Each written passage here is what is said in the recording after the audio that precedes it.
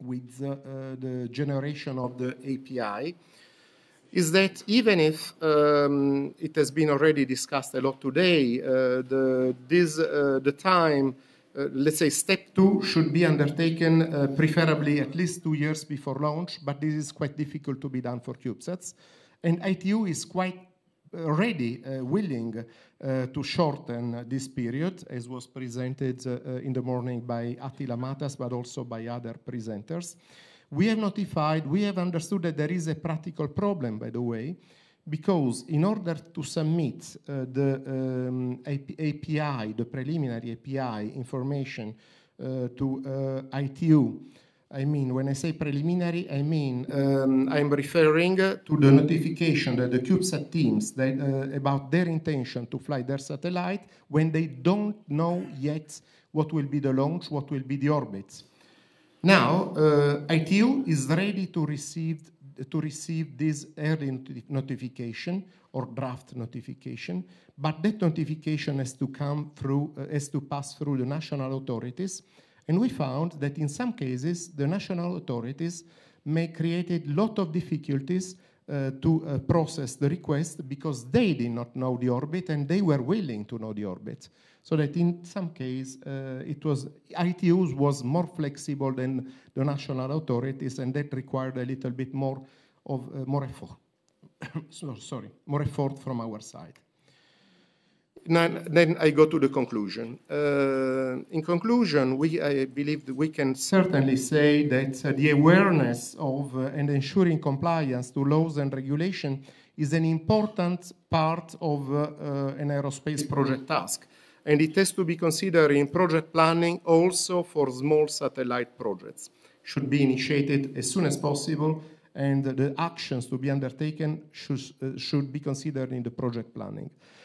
The guidelines that we prepared for the Fly Your Satellite CubeSats allowed to raise the awareness among the university student teams concerning the legal and the regulatory aspects. It is important to say, and we explain to the students, that when they follow the ITU rules and regulation, they can be sure that this is is not just a bureaucratic, let's say, undertaking, necessity, but that is going also to protect them and to offer also international recognition in protecting the availability of the frequency that they intend to utilize. And proper and timely consideration of the frequency regulations may allow to identify earlier technical problems, thus reducing the possible impacts, which could be drivers for the mission design. So then, in our experience, we can quote at least 3 cases that is not theory, actually, let's say, having the students familiarizing with the ITU rules and regulations helps to modify on time the design of a few CubeSats. So when I say on time, I mean minimizing the impacts that deriving from the changes. So for instance, include a telecommand to allow the cessation of the transmission. Avoid that commands are uplinked from unregistered ground stations. Limit the risk of frequency compatibility conflicts. And then in general, we can say that the radio frequency planning early in a satellite project may help to avoid last-minute complications before launch, and it may contribute to a responsible usage of the radio frequency bands. So concerning the guidelines that we have prepared, I may also add that we are considering to put them on the web. They are not yet on the web. At the moment, they are only circulated to the CubeSat teams which are participating in Fly Your Satellite. But we are considering that ESA could put them on the web to make them available to a wider community. Thank you for your patience of listening at my presentation. I would like to say that this presentation was prepared with strong support from Joost van Roysel and Daniel Schagat. Thank you very much.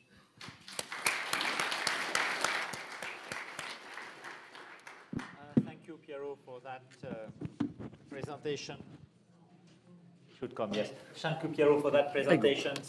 and all of those quite interesting information. I would invite Mr. Oleg GARPESTAD from IARU to come and to talk to us about the amateur satellite coordination process.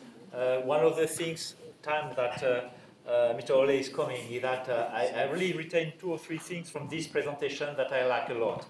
Firstly, I like to hear that the ITO Secretariat is not bureaucratic. Well, sometimes it sounds great. The other things, and in addition to say that we were not bureaucratic, it was said also that we were more flexible than some administration in terms of the overall process.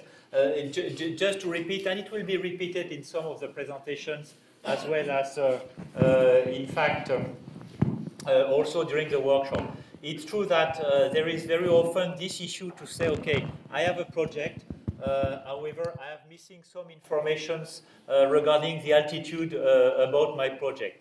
It's true that what you have to do is to begin the paperwork about this international recognition as soon as possible and with the best information available that you could have. And there is always the possibility at the time of the notification of your system, roughly 6 or 7 or 8 months after that, when you launch your system, there are always the possibility when you try to get this international recognition through the recording of your frequency assignments in the master register, there is always the possibility to modify some of the parameters except the frequency band, but it's always easy for you to modify some of the parameters, and particularly those parameters which are relating to the altitude, and that's some information that we have at the end of the day. So, having said that, right now, we've talked a lot about the CubeSat during 2 days. We talked a lot about the fact that many of university, academia, were looking to those CubeSat, 1 unit, type of satellite, etc., and that very often they were using some of the amateur bands, amateur satellite bands. We have been aware also through Attila's presentation that it seems to me that sometimes there might be some abuse about the use of those bands beyond what is those amateur satellite bands and the service that have to be provided. So we'll hear right now directly from IARU what are the issues relating to those amateur bands, and particularly the coordination process that has been put in place for coordinating those amateur satellite bands. Please, Jan. Sorry. Thank you. How is the microphone? Oli. How is the microphone? Can you hear me? They're making jokes. Can you hear me on the back? Yes. Okay, thank you. My name is Ole GARPESTAD. I come from Norway, hence my way of speaking English. I have a Master of Science in Electronic Engineering. It's quite some years back now, but it gives me some background when people say, oh, he's just an amateur. And the amateur to me is when the word doesn't come from what you think of. No, it comes from amore. So it is what I love to do, amateur radio. I became a radio amateur in 1973. That was actually how I became interested in electronics. From 1999, I've been doing international amateur radio. Back in 2003, I became president of what is called IARU Region 1, our Region 1 part. And from 2009, I moved up to vice president worldwide, which is the position I'm holding now. I will try to give you some of these aspects seen from us, and there certainly has been many things that's been brought up today that I would like to discuss, and I hope we can get some time to discuss it during the poster session or things like that. The International Amateur Radio Union was founded way back in 1925. We are a ITU sector member with ITU-R and ITU-D, which is very important to us. We also represent the interest of national amateur radio member societies towards the ITU and also towards the regional telecommunication organizations like CPT, CTEL, ATU, APT, and others.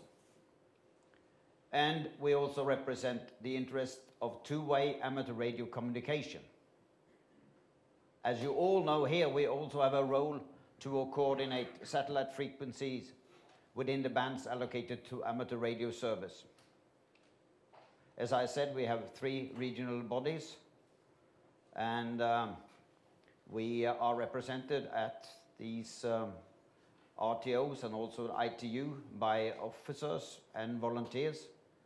So most of us are volunteers and doing this on a voluntary basis, but fortunately they pay our flight and our hotel. So our president is Tim Ellum from Canada. I have the position of vice president, and we have a secretary, Rod Stafford in the US, and we are using our member society in US as our secretariat.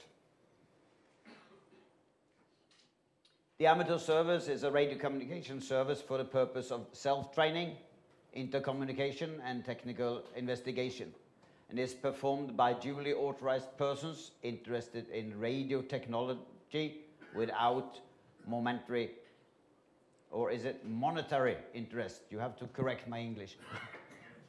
The amateur satellite service has the same purpose, but using space stations, and I'm not going into the definition of space stations. You will all understand what I say, and Earth stations. If we look at it in a little bit more, not so official saying, it is a popular technical hobby. It's about skill and fascination of communicating using radio, and it is a hobby that has very many different activities. So I'm going to mention some of them, and this will not be all of them, and some of them are closer to my heart than others, but I try to practice as many as possible. Of course, communication and two-way operation of radio is the important thing, but we communicate in very many different frequencies, all the way down from 137 kilohertz up to, well, there are amateur bands up to 250 gig. Shortwave, VHF, UHF, microwave, satellite, of course. Earth, Moon, Earth is becoming more and more popular now with newer modulation schemes, tropo and mature scatter. We still do analog voice, but more and more people move towards digital voice, digital data modes, but some still cling to the old Morse code. There's a lot of contests on the air, contests having as many contests as possible, or working long distance, trying to get other countries, or make records on the longest distance. Of course, that depends a lot on the band. If you do it on HF or on 10 gig, it's quite different. The amateurs continues to contribute and to demonstrate innovation. Develop packet radio. Packet radio becomes old-fashioned now, but once it came in when we had the AX25, it was a lot of amateurs in the front of that. Now we have taken it further to the automatic packet reporting system, antenna design, and as I said, a lot of digital voice, a lot of different modulation types. And we are contributing our part to the SDRs, the software-defined radios. You probably also heard about the radio amateurs do help and can do quite a good job at some of the disaster and natural disasters that have been around the world.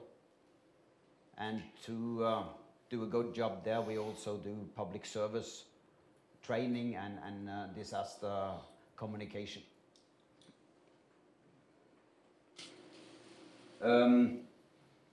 We talked earlier, or one of the presenters talked earlier about propagation phenomena, and that's a lot of radio amateurs are interested in propagation phenomena, observing testing it with communication or just listening to a